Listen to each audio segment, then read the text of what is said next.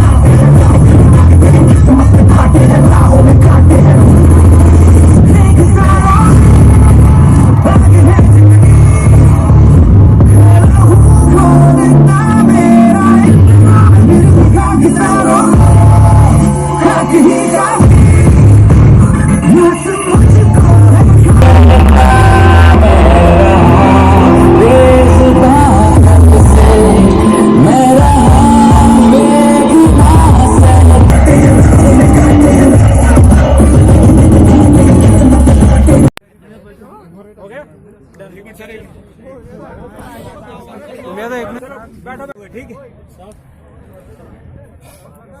Good, शाबाश। चलो next करता हूँ जिन्होंने आज यहाँ पे प्रोग्राम किया है।